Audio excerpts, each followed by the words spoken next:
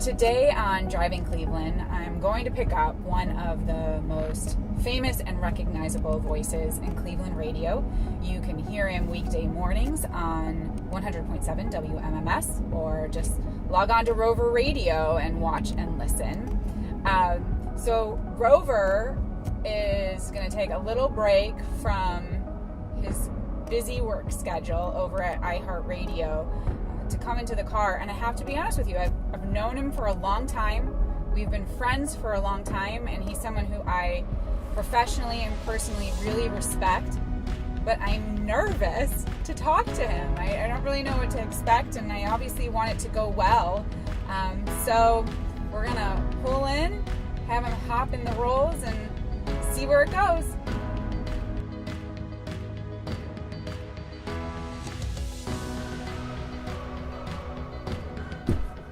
Hey! Pardon me. Do you have any Grey Poupon? No, but I do have an umbrella in the door. Right up front. Oh my God. I know, right? Just in case it rains on our parade. Fend people off with that thing? Wow. And so all you have to do then is you just press a button right up top, and it'll close the door for you. Welcome to the Rolls Royce. Ooh, that's fancy. Things worked out well after Nice. Yeah, really. You get fired and you drive a Rolls. I love it. Not so bad, right? I was listening to you today. You're taking the show on the road, maybe? Well, that's one of the things that we're... it's in the works. I don't know if it's going to happen for sure. I'm about 80% sure. So we're on radio stations in various cities that I've never even been to the city. I've never even talked to the program director of the radio station. So we want to have a bus, a full tour bus that we outfit with radio and television studio inside, and we can take it anywhere and broadcast. You know, we're completely self-contained. So we can go to cities that carry the show, or anywhere else really. We could go if there's a big festival or event in Chicago or Las Vegas or LA, you name it, we can go there. Do you feel like you always have to be thinking about what the next cool thing is going to be? Like, you've gotten to a point where the show is just super and hugely successful. And so, do you have to always be coming up with something new? Well, yeah, really, because I always want to push the envelope and do something bigger, and I've been here in Cleveland for 13 years, and I love it here. But there's a certain cap that you can get to, So I don't think that we can really grow the show anymore in Cleveland. You're sort of plateaued. I don't really have an interest in leaving. So what we're trying to do is come up with something where we basically have a show that is everywhere, essentially. For you, what do you define as success? When I first got into radio, I probably made $12,000 a year. those days, right? Oh my God! Like poverty level money. Well, it's weird because you're so happy during those days too, though. You're just so happy to be doing it. And then I remember my buddy was doing afternoons, and he was making $35,000 a year, and I'm like, oh man, if I could just get that. And then I got a night job, and I was making $35,000, and I heard the guy at the other radio station, he's making $50,000 a year. I'm like, oh my God, if I could just make $50,000 a year, I'd be driving a Rolls Royce like Andrea Vecchio. But I don't think I'd ever be satisfied if we were as big as the biggest radio show, Howard Stern. You look at a guy like Ryan Seacrest, who has huge success in radio now. But even if I had all of that, I don't think I would really be satisfied with that. I just always want to be bigger. Maybe, I had no father when I was a kid, so maybe it's mental. I'm seeking approval from everyone, I suppose. Well, when you say like, oh my God, if I could just make $50,000, did you ever really think that it was doable to be where you are now? Are you kidding me? No. Everyone said, since 8 years old, I wanted to be on the radio, and everyone said, what are you, an idiot? You're never going to make any money. And right. No, I didn't think that any of this was possible. And when I moved to Cleveland 13 years ago, I'd been fired from every other radio job that I had. So some of them I'd only had for 3 months. So to imagine that we would have as much success as we have,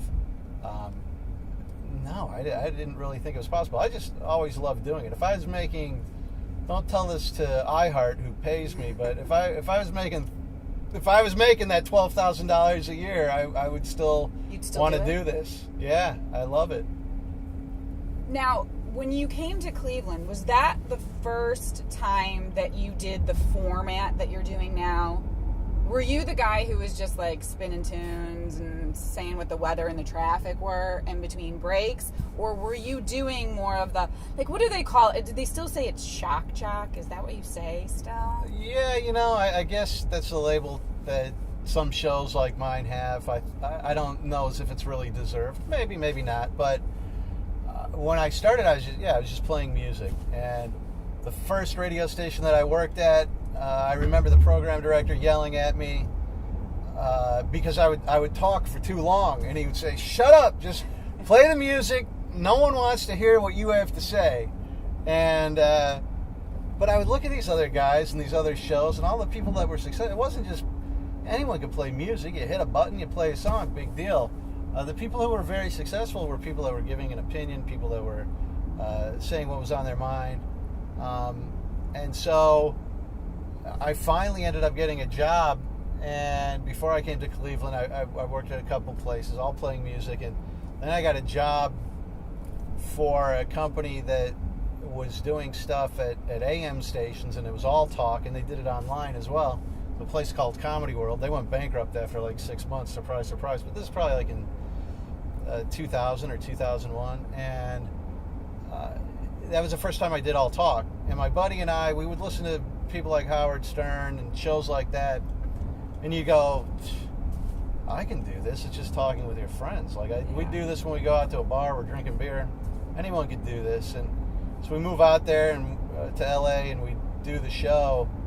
And on probably the third day, on a Wednesday, I just ran out of stuff to talk about. I'm like, I've told all my good life stories in 2.5 days. Now what the hell do we talk about? Not so easy, right? No, way harder than I thought. I guess that's the key. Like, even if you're a stand-up comic, everyone looks at that. You go, I could do that. I could be funny. I could get up there and do that. But that's only because they make it look so easy. Or actors, they make it look so easy.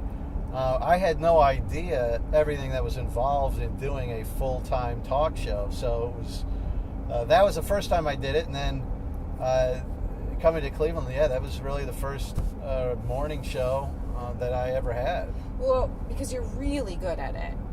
Honestly, I love doing interviews, and I've done them for a really long time and interviewed some of the most famous people on the planet. But I was actually a little nervous as I was getting ready for this one, because I'm like, I listen to your show a lot. I think you're a great interviewer. I mean, it's interesting because you can do a really smart interview with a politician, push it a little bit, but still be respectful. And then in the same show, you've got two guys on the show who are throwing cactuses at their private parts, somehow you found a way to be able to do polar opposites within the same show. I mean, I don't know how you talk the guys into doing some of the stuff that you talk them into. It's all guy stuff. You're a woman, you don't understand. Like, guys just like to one-up each other and be stupid. I met do you say fiance or girlfriend? Because I hate feel that like word. I don't fiance is the worst word ever. It's it is. It sounds so stuffy. Yeah. So I would actually prefer to call her my girlfriend, but then it's like, that's weird because people are like, well, you're engaged, so. What does she want you to call her? Just by her name? Does she like to say, this is my fiance? And does she say, this is my fiance Rover, or my fiance, and call you by your birth given name? Well, see, this assumes that we go out and actually have some sort of social life. This is probably the most I've talked to any other human being outside the show in the past 6 months, besides her. She, yeah, that's actually kind of a weird thing because my real name is Shane, and so when you meet people, you're not sure like whether you should be Shane or Rover, and I've actually had discussions with her. If it's around fans, it's Rover, but if it's around like or family or something, then it's Shane. Yeah, like her parents call you Shane, not Rover. Yeah. Do her parents listen to the show? They do. I think that sometimes they can probably, that can't be a fun thing to hear about your daughter and her sex life. But when you have a radio show, you have to pretty much put everything on the table. And her and I forgot what it even was, but she was upset one time. This is probably about a year and a half ago. She was upset over something that was discussed on the radio, and I basically, it might sound kind of cold, I guess, and I tried to take her feelings into account, but I said, look, this isn't going to change. It's not like I'm going to stop doing a radio show. This is what pays the bills. So it's kind of take it or leave it. Yeah, really. This is what comes with the territory. Right. I would imagine over time, has she become more understanding over time? Because I can't picture you ever deciding you're going to spend your life with a girl who's less than really cool and pretty chill, because you were very laid back.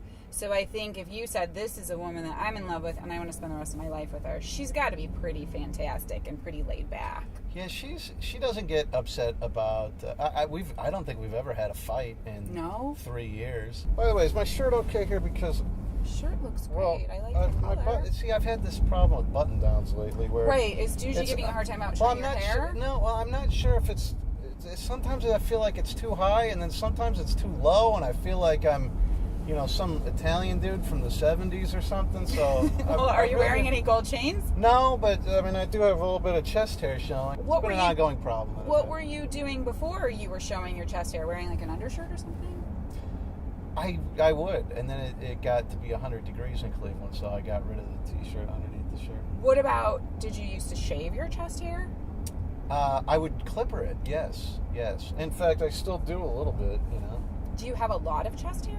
I don't think you have a lot of chest hair. Well, I have a fair amount of chest hair, which is weird because I'm completely bald. My head, I have no hair. Yeah, it's like right? It all went to your chest. In all the wrong places. You were mentioning earlier that you didn't have a dad growing up. Well, you're going to be getting married. Are you thinking, do you want to have children? Do you think you'll be a good dad?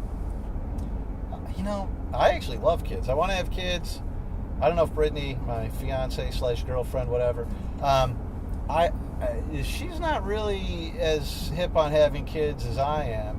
She's younger than I am. She's How old is she? 28. But part of the issue is, maybe once you just have it, maybe you can't plan for it. You just have to have a kid, and then you're in it. You can't get out of it at that point. But planning to have a child is pretty daunting because I'm like, God, I love to sleep and I love to have free time and do whatever I want, and that all goes out the window when you have kids. If you could do this job for the rest of your life, will you? Or do you feel like at some point you want to be like a Jerry Seinfeld who says, I'm going to just go out on top? I don't know about mornings. It does take a toll on you. And I've noticed that more in the past probably 2 or 3 years. Waking up, I've never been a morning person, believe it or not. So I get usually about 2.5 hours of sleep at night, and then on the weekends I just sleep all weekend. So I don't know, a few more years I think I can do mornings, and then maybe I'll do afternoons or something. Maybe I'll get into webisodes or something where I interview people in Rolls Royces. Well, that's an idea. We could end up doing something like that together. How's the pay? We could go in on it together. Good. All right. Yeah. All right. I'm driving a Rolls Royce. It's not in my name. Do you have to take it back later? Unfortunately, I do. Yeah. But it's cool because you just drive a bunch of different types of cars. I never thought I'd be driving a Rolls Royce. I didn't think I'd ever be in one. Yeah, this is sweet. I like this.